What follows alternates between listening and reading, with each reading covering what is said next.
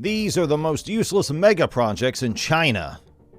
As we all know, China plans to be the best. And for that, they've been working hard and are investing trillions of yuan in infrastructure. This is a stimulus that could help the world's second largest economy, even after this year's problems with COVID lockdowns and the real estate market. But some of such projects are just useless. You must be thinking why? So let's talk about the biggest failures of China's mega projects in this video. And let's begin. The first one on our list we have is a pharmaceutical palace.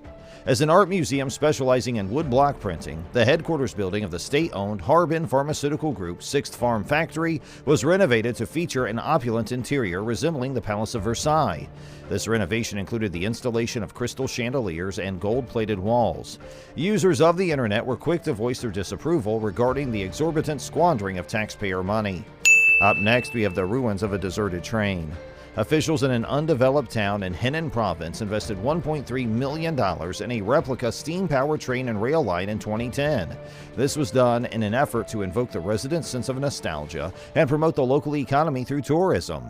However, the sightseeing train track does not go past any areas that are particularly interesting or noteworthy.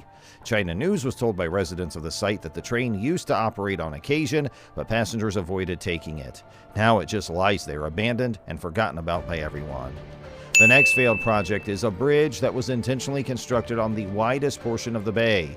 Although the Jiaozhou Bay Bridge in Qingdao is the world's longest ocean-spanning bridge at 26.4 miles, this is not because it is required to be so long.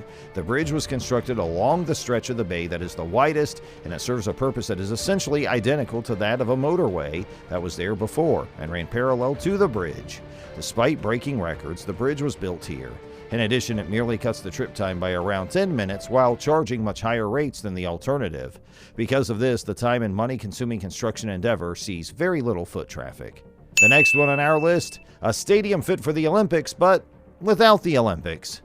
The city authorities in Lodi, which is located in Hunan province, evicted dozens of farmers without providing them with the appropriate compensation. Additionally, the city authorities borrowed $185 billion to build a massive Olympic stadium in a city that neither has a professional sports team nor is scheduled to host the Olympics in the near future. Moving forward, canals that do not serve the purpose of transporting water. The vast South-North Water Diversion Project in China was intended to carry billions of cubic meters of fresh water from the Yangtze River to the northern part of China. However, the project has degenerated into a catastrophic failure and a massive waste of taxpayer cash in China. It is one of the most expensive infrastructure projects in the world, with a price tag of about $80 billion. The canal has a low flow rate and other structural concerns, so it only transmits around 5% of the 10 billion tons of water that it is supposed to convey each year.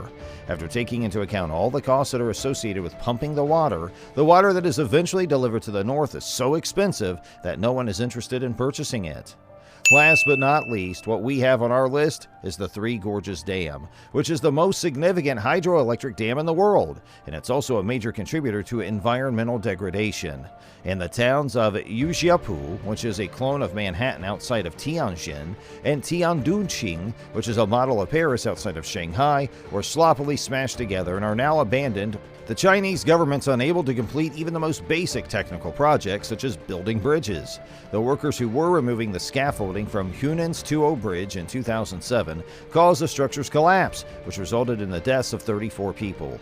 The bridge measured 328 meters in length and was made of stone. Or the calamity that was the fall of the Zhongjiang Bridge the same year, or one of Taiyuan's many bridges. Alternatively, the Xintang Bridge in the year 2008. So that's it for today's video. If you enjoyed watching it, then please give our video a thumbs up, and don't forget to subscribe to our channel. Thanks for watching.